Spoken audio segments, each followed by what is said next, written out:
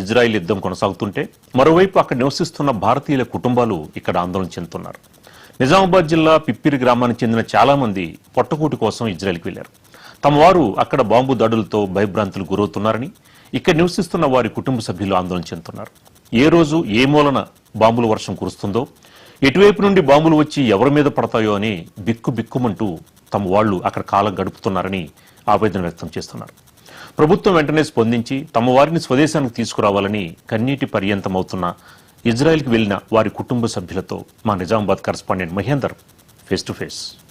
Iran యుద్ధం వల్ల Israel కు బతుకుదెరువు కోసం వెళ్లినటువంటి నిజామాబాద్ వాసులు ఇప్పుడు బాంబుల వర్షంలో చిక్కుకొని ఇబ్బందులు పడుతున్నారు. వారి కుటుంబాలు కూడా తీవ్ర ఆందోళన చెందుతున్నాయి. ఏం జరుగుతుంది, ఏమైతుంది, మా వారు వస్తారా రారా అనే ఆలోచనతో వీరందరూ కూడా రోధిస్తున్న పరిస్థితి కనిపిస్తుంది. మనం ప్రస్తుతం నిజామాబాద్ జిల్లా ఆర్మూర్ మండలం పిప్రి గ్రామంలో ఉన్నాం. పిప్రి గ్రామంలోని వీళ్ళ బంధువులు, వీళ్ళ ఇంటి వాళ్ళందరూ కూడా ఇజ్రాయెల్ లో బతుకుదెరువు కోసం వెళ్లారు. వాళ్ళ పరిస్థితి ఏంది, వాళ్ళతో వీళ్ళు మాట్లాడితే ఎలా ఉంది అనే విషయాన్ని అడిగి తెలుసుకునే ప్రయత్నం చేద్దాం. చెప్పండి అమ్మా, మీ ఆయన ఇప్పుడు ఇజ్రాయెల్ లో ఉన్నాడు, అక్కడ పరిస్థితి ఎలా ఉంది?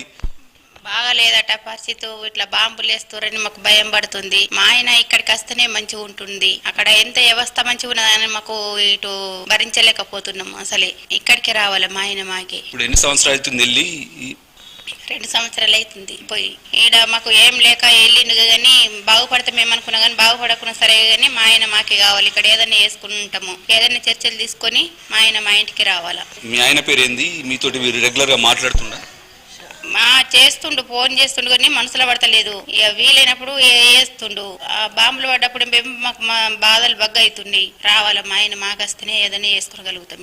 ప్రభుత్వం వీళ్ళని రప్పించడానికి, అక్కడ నుంచి అయితే ఇప్పుడు ఫ్లైట్స్ అని బంద్ ఉన్నాయి, ప్రభుత్వం ఇక్కడ రప్పించడానికి చర్యలు తీసుకోవాలని మీరు కోరుతున్నాం. చర్యలు తీసుకొని మా మనిషి మాకు రావాలా, అదే కోరుతున్నాం. ఇప్పుడు వాళ్ళ తల్లి ఉంది, ఆమెను కూడా అడిగి తెలుసుకుందాం. మీ కొడుకు ఇజ్రాయెల్ లో ఇరుక్కపోయిండు, మరి మీరు ఎలా చూస్తున్నారు? మీకు ఫోన్ చేసి మాట్లాడుతుండా? మాకు ఫోన్ చేసి మాట్లాడిన మనసులో పడతలేదు, ఏడ్చుకుంటూ మాట్లాడుతున్నాడు. భర్త మీటే మా కొడుకు పిల్లల్ని నిడిచబెట్టిపోయిండు సారు. మా మనిషి మాకు కావాలి. మా కొడుకును మాకు దోరెత్తే ఏమైనా చేసుకొని మొత్తం భూమి మీద పిల్లలు నిడిచిపోగడా, పిల్లలు నిడిచిపోగడా, తల్లిదండ్రులు నిడిచిపోగడా. ఇట్లా మాకు కఠినమవుతున్నది. మనసులు తెల్లందాగా నిద్రలు లేవు మాకు. మీకు దండం పెడతా కానీ మీకు తోలైంది.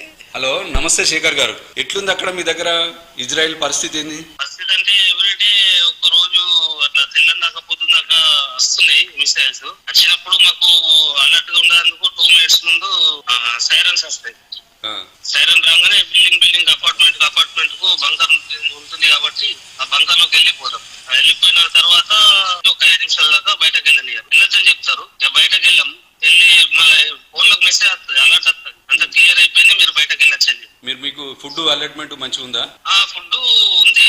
మేము ఆల్రెడీ ఇప్పుడు 5 days అవుతుంది మెట్రో స్టేషన్ లో పోయి పడుకుంటున్నాం. నైట్ లా పొద్దున్న లేచి వచ్చి ఏదైనా వంట వేసుకుని ఫ్రెష్ అప్ అయి మళ్ళీ అక్కడికి వెళ్తాం. అంటే డ్యూటీలు చేస్తలేరా? ప్రజెంట్ డ్యూటీ లేవు. మరి ఇండియాకి పంపించడానికి మన ప్రయత్నాలు చేస్తున్నారా? మన ఎంబసీ చర్య తీసుకుంటుంది. ఒక యాప్ పెట్టారు, దాంట్లో మనము మన వివరాలు మెన్షన్ చేస్తే ఏ రోజు అయితే ఫ్లైట్ ఉంటుందో ఆ రోజు తీసుకెళ్తామని చెప్పి ఇన్ఫర్మేషన్ ఉంది. అలా పెట్టారు గ్రూప్ లా. వాళ్ళ పరిస్థితి ఏంది, వాళ్ళందరి వాళ్ళ కుటుంబాలు కూడా ఆందోళన చెందుతున్నాయి. ఆయన అడిగి తెలుసుకునే ప్రయత్నం చేద్దాం. బీజేపీ నాయకులు తొందరగా మాకు రెస్పాన్స్ ఇచ్చి పిప్రి కావాల్సిన తొందరగా పంపేయాలని చెప్పి తెలియస్తున్నాం. అదేవిధంగా ఇజ్రాయెల్ కాకుండా బేరాన్, ఇరాన్ అయినటువంటి ఏదైనా బాంబు జరిగినని మా పిల్లలని తొందరగా పంపేయాలని చెప్పి తెలియజేస్తున్నాం. ఇది నిజామాబాద్ జిల్లాలోని తాజా పరిస్థితి. కెమెరామెన్ రామ్ సింగ్ తో మహేందర్, మహాన్యూస్, నిజామాబాద్. హైదరాబాద్ మాదాపూర్ పోలీస్ స్టేషన్ పరిధిలోని మెడికవర్ హాస్పిటల్